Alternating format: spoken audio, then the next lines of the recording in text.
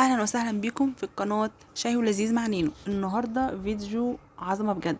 بصوا بقى، النهارده الفيديو مختلف خالص، وهنعمل حاجه كده مختلفه زي ما احنا اتفقنا قبل كده ان احنا نعمل مره مثلا او مرتين في الشهر حاجه من الحاجات اللي احنا بنشتريها من بره غاليه ونعملها في البيت اوفر، وهتطلع معانا طعمها تحفه.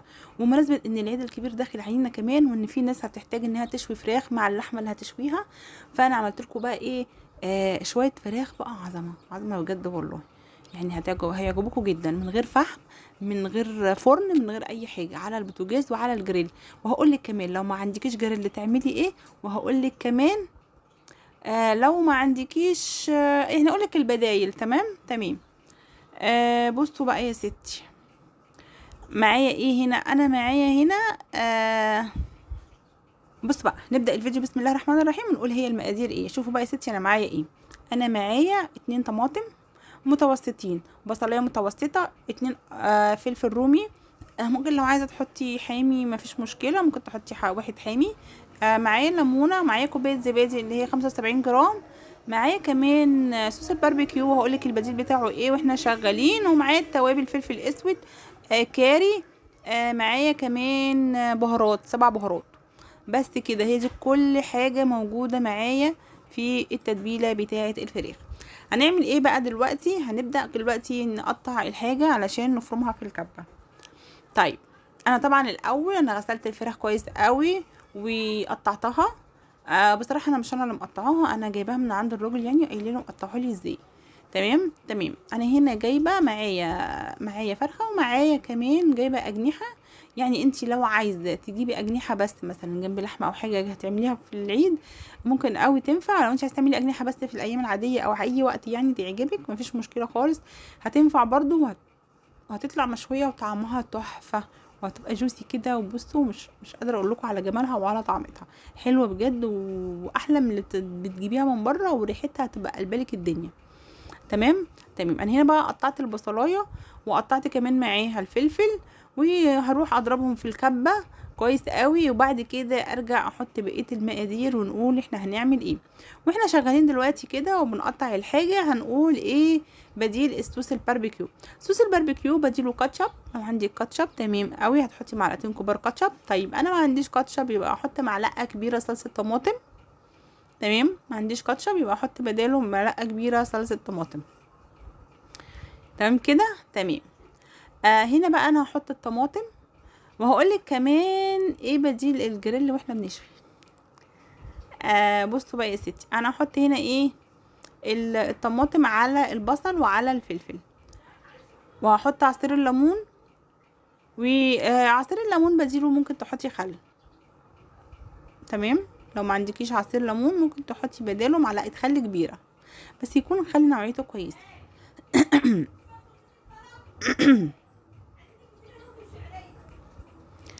آه تمام كده، انا هنا حطيت بقى الطماطم. وبعد كده هرجع تاني اضربها في الكبة كويس قوي. وبعد كده هنحط عصير الليمون، وزي ما قلت لكم عصير الليمون بديله ان نحط معلقة خل كبيرة، بس نوعية تكون كويسة. تمام.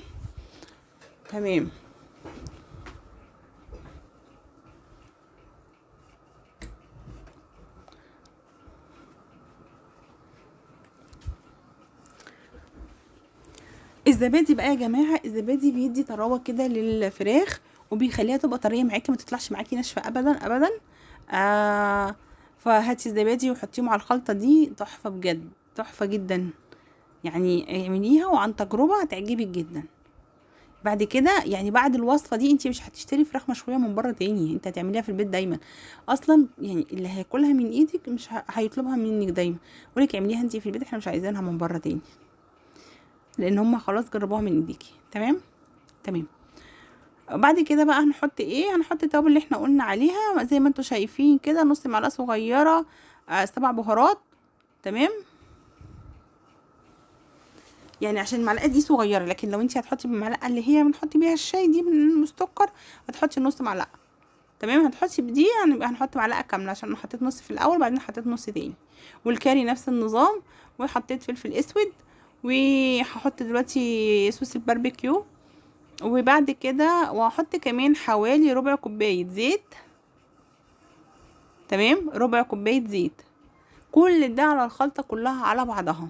بصوا بقى يعني هتبقى خلطة ملهاش حل. ونحط الملح بتاعنا لان الفراخ عادي بقى هنحط لها ملحها، ماشي، علشان تقعد ده في التتبيلة. يعني اقل حاجة في التتبيلة مثلا ايه 6 ساعات. يا سلام بقى لو تعمليها من بالليل وتسيبيها في التتبيلة دي، يا سلام، وتاني يوم بقى تشويها تبقى تحفة بجد، تحفة. وممكن تعمليها في التتبيلة دي وتشيليها في الفريزر، وبعد كده تطلعيها في العيد او في اي مناسبة انت عايزاها، او في اي وقت انت عايزة تعملي فيه، وتشتغلي بيها على طول في التتبيلة. تمام تمام. بقى المكون بقى اللي هو الاختراع اللي بجد يعني ابهرني وما كنتش متخيله ان هو يطلع حلو قوي كده. معلقه عسل اسود صغيره، معلقه عسل اسود صغيره. يعني بصوا هتسكر طعم، تديله تسكيره صغننه كده، بس مش هتكون باينه سوري، علشان احنا حطينا ليمون. ف الطعم روعه بصراحه، حلو قوي، مديه طعم حلو قوي. يعني معلقه عسل ولون بقى، طعم ولون تحفه. فانتي جربي بقى ودعيلي دعوه حلوه من قلبك كده، علشان ايه؟ عشان ربنا يكرمني ويشفيني ان شاء الله. بصي بقى يا ستي انا بعمل ايه، انا بنغص كده بقى ايه الفراخ، الاجنحه، اي حاجه بقى موجوده معايا. بعملها كده بالسكينه، بفتحها كده علشان التتبيله تدخل كده جواها وتطعمها، وتبقى الفراخ كده ايه يعني ايه متطعمه بالتتبيله كلها. تمام، تبقى شاربه من التتبيله كويس. طيب انا هنا الفراخ دي انا قلت لكم زي ما قلت لكم قطعتها عند الراجل. هنا بدل ما تجيبيها في البيت وتقعدي بقى تقطعي وتوجعي في قلبك ومش عارف ايه وكده، لا يعني انت قولي له انت عايزاها قد ايه وحجمها قد ايه، وهو هيعملها لك. قولوا بقى عايزاها 12 قطعه 15 قطعه زي ما انت عايزه، حسب حجم الفرخه اللي انت جايباها. هو هيقطعها لك ويظبط لك الدنيا، وانت هتيجي تغسليها وتنقعيها وبس كده.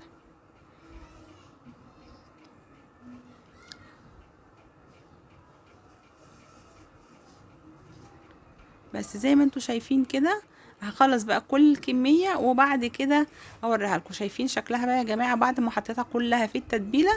تحفة بصراحة. والريحة قلب المكان من قبل ما نبدأ شوي ولا نبدأ اي حاجة. هنحطها بقى وهغطيها واشيلها في التلاجة تقعد كده حوالي 5 6 ساعات، علشان لما اجي اعملها تبقى كده اتشربت من التتبيلة واتشربت من الزبادي اللي هيطريها هو والزيت، هيطروها جدا ويخلوها طعمها تحفة. جربوها ومش هتنشف معاكم. هنبدأ بقى نشتغل. انا هشتغل هنا على الدبل جريل، الدبل جريل اللي هو ايه الجريل الدبل. تمام، الجريل الدبل اللي هو بيتقفل. طيب انا ما عنديش الجريل الدبل ده، اعمل ايه؟ عندي جريل العادي. تمام، مفيش اي مشكلة، هتشتغلي في الجريل العادي اللي موجود معاكي. ولما يجي وقت التغطية، علشان انا بعد ما باخد لون كويس قوي، يعني انا بخلي النار عالية. اول حاجة هنخلي النار عالية، ونبدأ ننزل بالفراخ واحدة واحدة كده، علشان ايه النار بتاعت الطاسة ما تهداش وتبدأ تنزل الفراخ ميتها. احنا مش عايزينها تنزل ميتها علشان ما تنشفش مننا. اول حاجة دهنت الجريل كده بمسحة زيت. تمام، وبعد كده ابتديت احطه. شايفين الجريل لسه سخن، ببدأ بقى ارتاح شوية واهدى شوية لغاية لما ايه كله كده ياخد السخونية بتاعت الجريل. وبعد كده ابدأ ازود تاني فراخ. مش هزود تاني بقى غير لما الفراخ ايه تاخد لون، ونبدأ نقلبها، وبعد كده نبدأ نزود تاني. طيب انا هغطي بقى الفراخ؟ لا مش هغطيها دلوقتي خالص خالص نهائي. لازم تاخد لون على كل وش، يعني على كل وش كده، على الوشين، على التلاتة، حسب ما هي حتة الفرخة معاكي. لازم تاخد لون معاكي وتبقى يعني ايه واخده لون كده ومتشمعه. وبعد كده نبدا نغطيها. انا بقى هنا معايا ايه؟ انا هنا معايا اللي هو الخلطه نفسها اللي هي انا حاطه فيها الفراخ. باخد منها كده شويه بالفرشه وبدهن بقى ايه الحتت اللي فوق، وابدا اقلب بقى. ابدا اقلب الفراخ على الناحيه التانية زي ما انتوا شايفين كده. وبعد كده لما ابدا ازود تاني، لما الطاسه تسخن تاني او الجريل يسخن تاني، هبدا ازود تاني عليها لغايه ما املى الجريل خالص. وبعد كده استنى برضو عليه لغايه ما يديني لون. وبعد ما يديني لون خالص، كل الموجود في الجريل، لازم كل الموجود في الجريل يديني لون. ما تحطيش والجريل بتاعك يكون بارد يحصل ايه، يحصل انها هتنزل ميتها. تمام، لازم كده اول ما تنزليها تطلع دخان كده زي ما انت شايفه كده. طيب دلوقتي احنا بقى خلاص قلبناها وظبطنا الدنيا وحطينا كل العدد اللي احنا عايزينه في قلب الجريل. بعد كده هنغطيها وهنوطي عليها النار ونسيبها تستوي مع نفسها. ده بعد ما نديها اللون من كل ناحية، وبعد ما نلاقيها اتشمعت معانا نهائي كل الفراخ الموجودة في الجريل، مش واحدة وواحدة. لو انتي حسيتي ان اللي جوه هو اللي واخد لون واللي بره لا، هندخل اللي بره جوه ونجيب اللي من ناحية النار قوي نجيبه لبره علشان ما يتحرقش مننا. تمام تمام. طيب لو انا عندي بقى جريل عادي وعايزه اغطيه، هنغطيه باي صينيه، باي غطا حله، اي حاجه موجوده عندك ممكن تغطيه بيها. طب لو انا ما عنديش جريل ولا عندي الدبل جريل، اعمل ايه؟ عندك صينيه تيفال، عندك طاسه تيفال، هيمشوا ويقضوا الغرض ومش هيقولوا لا ابدا، وهيعملوا لك برضو الفراخ مشويه وزي الفل. وهنعمل نفس الطريقه. ولما نيجي نغطي هنغطي بغطا الحله او بصينيه ستانلس او باي حاجه، بس ما تكونش بلاستيك عشان ما تتحرقش مننا. تمام تمام. يبقى احنا عرفنا الطريقه ازاي للشوي. مش هنقفل الجريل خالص او نغطي الفراخ خالص غير لما تاخد لون، وغير كمان لما تتشمع كلها ومن الناحيتين زي ما انتوا شايفين كده. اول ما ابتدت تبقى كده شايفين انا كده غطيتها ورجعت بقى ايه، عليت عليها النار تاني بعد ما خلصت. بس زي ما انتوا شايفين شكلها بقى يا جماعه كده ولونها تحفه ومستويه، هتلاقوها مستويه جدا من جوه. يبقى انت ولا دخلتي الدنيا بالفحم ولا عملتي اي حاجه، وشويتي الفراخ في البيت برضو وطلعت زي الفل. لو انت وصلتي معايا لغايه هنا يبقى انت الفيديو عجبك.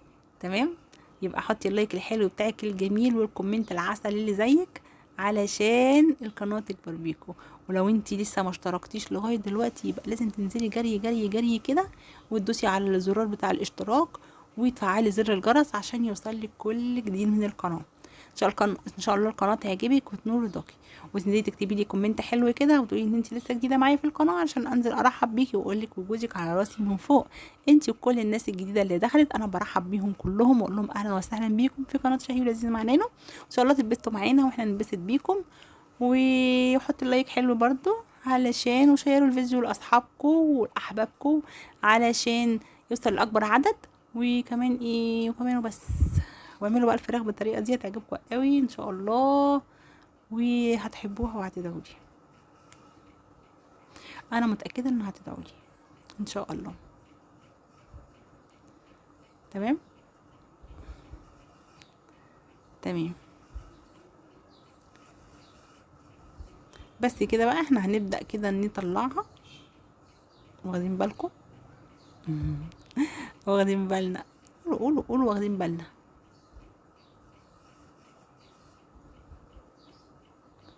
قولوا واخدين بالنا عشان انا ابقى عارفه ان انتوا واخدين بالكم.